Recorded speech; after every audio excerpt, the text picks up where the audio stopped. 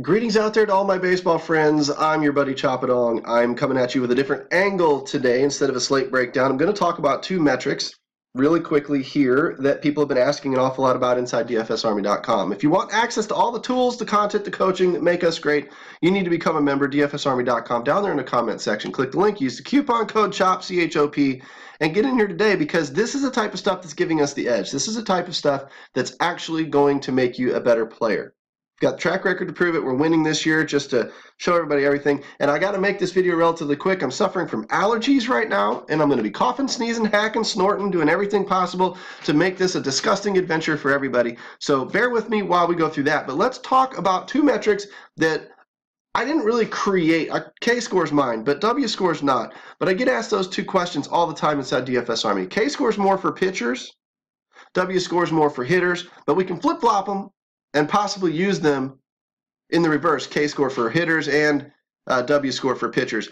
I'm not really using them that way yet.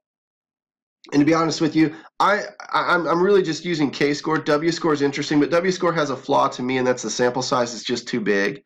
And I can show that super easily when we get to it. But let's dive into starting pitcher matchups, and let's scroll over here to KScore because I believe this is a metric that's going to show you exactly how to pick a lot of your pitchers. Okay, I used to use Notorious out here on Roto Grinders because the opposite, the opponent K-score or the opponent K percentage and the pitcher's K percentage were all shown in one spot, and I could add them together. And what I started thinking one day was I've got a pitcher with a high strikeout potential, like a Walker Buehler, 27%, highest on the slate. Turnbull, 26%, 25 for Bieber, high strikeout potential on this slate. But are they going up against teams that like to strike out? Because if they're going up against teams that don't, like Dylan Bundy in Oakland here, then naturally, I want a high strikeout pitcher going up against a team that doesn't strike out as much probably caps his upside. But a high strikeout pitcher going up against a team that loves to strike out probably sends his matchup through the roof. So I want to look at these in a more of a macro view because it's easy to see Buehler as the highest strikeout potential on the slate, and St. Louis loves to strike out. So that's going to be good. But what about down in here when I get under the 9,500 mark and I start talking about other pitchers, right? How can I compare them to each other? Well, I compare them to each other by adding the K percent to the opponent's K percent, and I get a new number. Doesn't matter which side, K percent or op K, makes it a high number. I just want the highest number I can find. The best combination of pitcher with strikeout stuff and team that likes to strike out. So if I look here at Buehler, 28.2 plus 27 is 56.2, 55.2, but I dropped the decimal point. I don't like them anyway. It's my number. I can do what I want with it. 552. Over 500 is great. Turnbull, 520, 535, 535. So 550 and 535. Shane Bieber, 521. John Gray, it's at 490, 506. So I got four guys over a 500. That's pretty good. Price-wise, I might be looking up here to Turnbull. Probably going to take on a little bit extra risk. Saves me $2,000 off of Walker Buehler, though. I would like to have Vegas odds in my favor, so I might not take the $2,000 there. I might want the favorite. But if I scroll down a little bit more, Dylan Bundy, high strikeout potential. Okay, great. 17.8% out of, that's not good. That's what, 424-ish? Not nearly as good as a 500. Steven Matz is going to be similar, 420-ish. Look down here at Godley, 460, right? Look down here at Quintana, 420. Now look at Nathan Eovaldi, 29.7% Toronto striking out. That's going to boost his numbers a lot. I don't need a Walker Buehler facing a Toronto to still have a good K-score. Just give me somebody who strikes out a good many people, and that's Nathan Eovaldi at 21%. Not the greatest on the slate. What, ranked about 7th, 8th? But give me this juicy-ass number, and Toronto loves to swing and miss. That's a 509. 509 ranks above John Gray in K-score. Let's compare. I've got higher strikeout potential with the 509, so I'm up here with these guys. I've got a 185 Vegas odds. That's better than these guys, and I'm only at 6,800 bucks. That's $3,000 nearly. Hold on, pause so I can blow my nose. Sorry guys, allergies are a bitch. But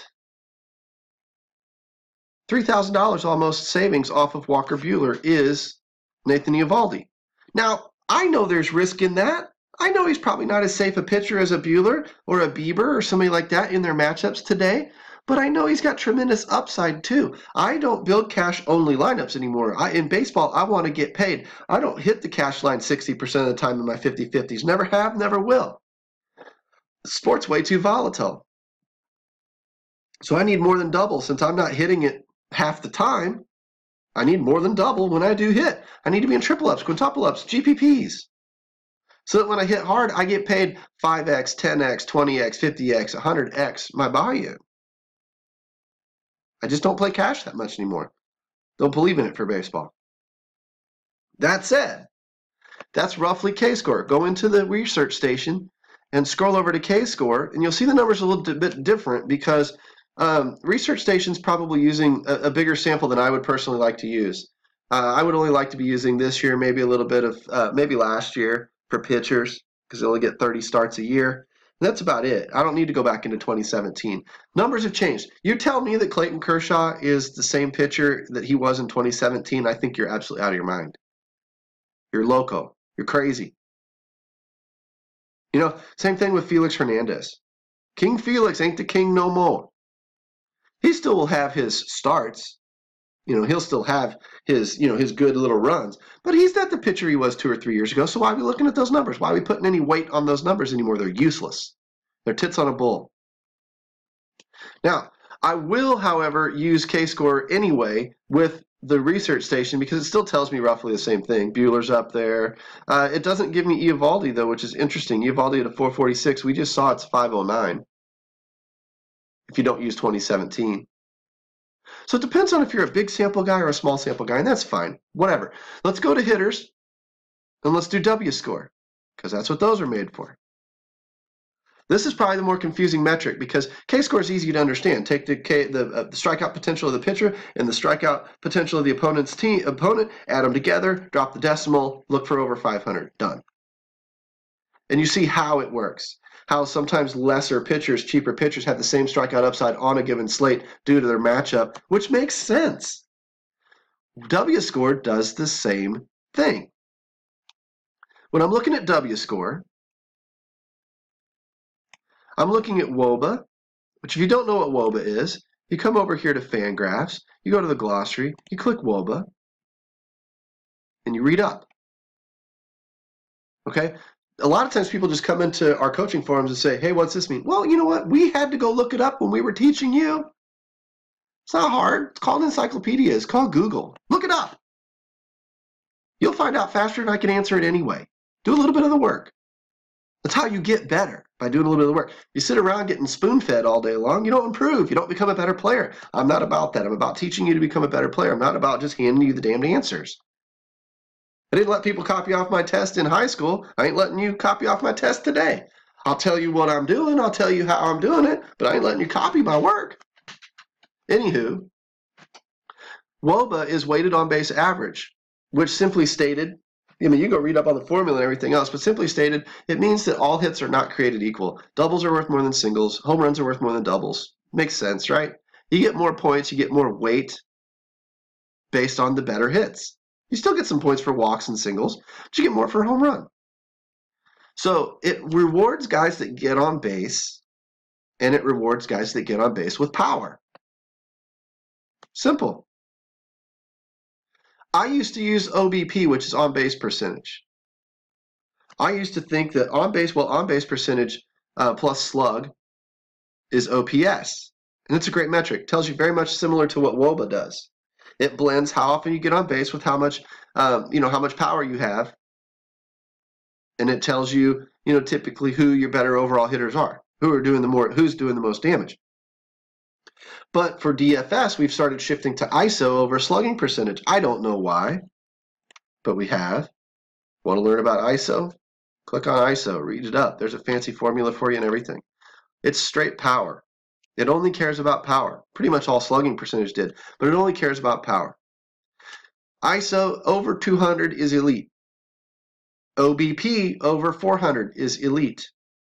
I blended those two together, much like I did KScore, and said OB ISO. 400 plus 200 is 600. Look for over a 600. Simple, right? If you've got a high OBP, you don't quite need the ISO to get yourself to 600. But if you've got a high ISO, you don't quite need the OBP to get you to a 600. So somebody like an Ichiro, who gets on base all the time, or used to, is a great hitter for DFS purposes because he doesn't make outs. Doesn't hit for a lot of power, but he doesn't make outs. Joey Gallo hits for a ton of power, makes a lot of outs, but when he hits the ball, hits for a ton of power, hits balls over the fence. He's valuable for DFS too. So it allows me to compare Ichiro and Joey Gallo and say, how do these guys help me in DFS? Is one better than the other, or are they pretty much the same? Because now I've neutralized. I'm comparing apples to apples. I can compare Joey Votto, Paul Goldschmidt to Joey Gallo and Jay Bruce and Ichiro and Matt Carpenter and whatever, and I can start looking at one catch-all metric that tells me I don't care if you've got a high OBP or a high ISO. I add them together. All I care about is what you do with those two numbers combined. If it's over 600, I'll freaking use you. I don't care if you strike out 8 times in a row. When I catch you, I'm going to catch you so good that you're going to put my lineup over the top. Or I'm going to use the other guy who doesn't hit for a lot of power but never makes outs. That helps too. Make sense?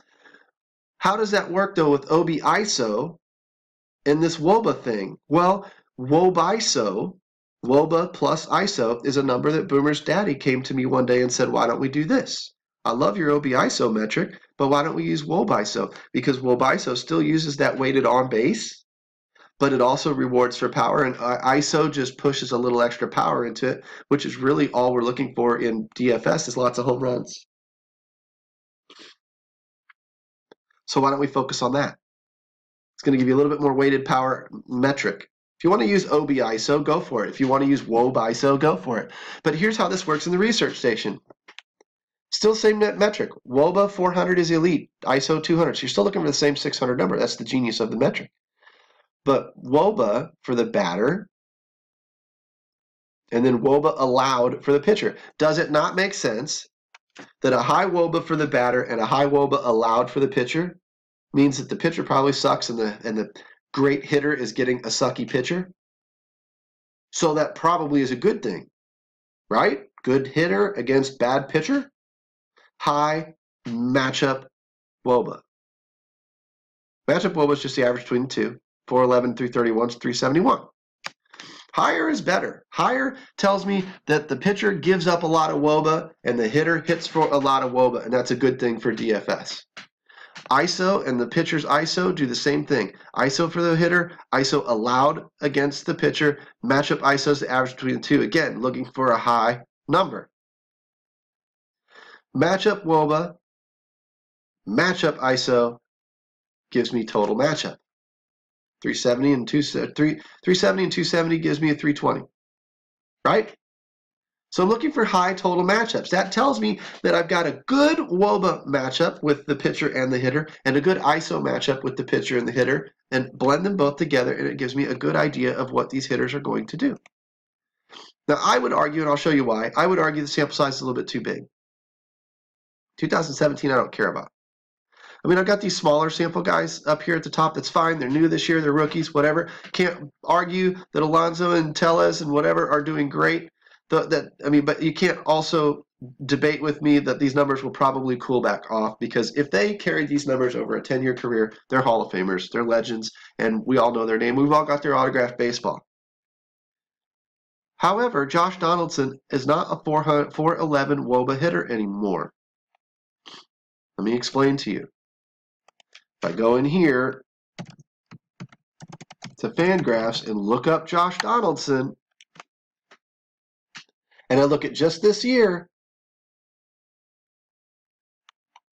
what's his WOBA just this year? Scroll down, 2019, 271. Ain't anywhere near a 411. Is he just running cold? I don't know. He was only at 345 last year. He's not a 411 anymore. We're going back into 2017 when he hit a 476 or a 396 fourth, whatever. We're using these numbers, these 411, and then, I mean, this is the numbers that we're combining from 2017. 2018 was less. 2019 is even worse. This is not right. The 411 is not right, and it's throwing all of these averages off, including his DFSA grade. So personally, I like shorter samples. Let me show you really, really quick what I do. Now that you understand what WScore is, if we had a shorter sample, WScore would be great. It's not there yet. If we had, KScore is fine. We need about a year and a half's worth of KScore. We don't need more than a couple of months for WScore. Why? I only care about what you've done for me lately. I like using your numbers as a baseline, but if I go into the Trends tab here, and I kick off what I was doing earlier, then I sort by DFSA grade, and I bring Josh Donaldson back up to the top here, right? Got to clear that filter too. Well, I was doing a lot of messing around. But I clear this filter, go Josh Donaldson up to the top. Even over 18 and 19, he was only a 332 WOBA. And look at him right now, 271 over 2 weeks. That's not a coincidence because that's how long the season's been running, right? 271 over 2 weeks, 290 over last week tells me he might be heating up, and that's fine, and he might be regressing back towards this number, but he is not going to regress to a 411. So why am I using the 411 here in this bigger section? I shouldn't be. It's misleading. Personally, I stick to the Trends tab myself, and when I get the shorter sample sizes into the matchup WOBAs and stuff, I think we're going to see him pinpoint batters a whole lot better. But until then, at least now you know what KScore and WScore is, and if you want more access to the trending WOBA and find out how I use these numbers, you got to become a member. You got to go to dfsarmy.com, click the link, and use the coupon code CHOP, C-H-O-P, and you got to get in here and start learning from us today, because our job is to make you a better player. Our job is to help you build better lineups. Like I said in high school, I didn't let you cheat off my paper. I'm not going to let you cheat off my paper inside DFS Army either. But I'm going to spend the time it takes to make you a better player, to teach you these numbers, to teach you how they work, and to teach you how to use them appropriately so that you know when to focus on them and when to ignore them. Because that's what's going to make you a better DFS MLB player. And we have experts doing it for everything, from hockey to basketball to PGA to NASCAR to anything. All for one price. You want to learn all of those sports? Come inside one price. Don't pay by the sport. Come inside one price. You get the optimizer. You get our coaching picks for every single slate that we do. You get all of our sports. You get all of our research stations. You get it all. And you get the coaching. Can't put a price tag on the coaching. I'm chopping on. I'm going to go out and coach some people. I'll be back in a little while. I've got another video to do today. So keep track of the YouTube channel, like and subscribe, and ring the notification bell down there at the bottom. But more importantly, click the link, use the coupon code CHOP. Hopefully I see you on the inside. Take care, everybody. Hopefully you loved the KScore and the WScore metrics. And you can see that I'm starting to lean towards trending WOBA tabs with the last 7 days. Shorter sample sizes because just like I'm going to ask you to click that link in the bottom of the description. What have you done for me lately? I'm out of here, people. Take care.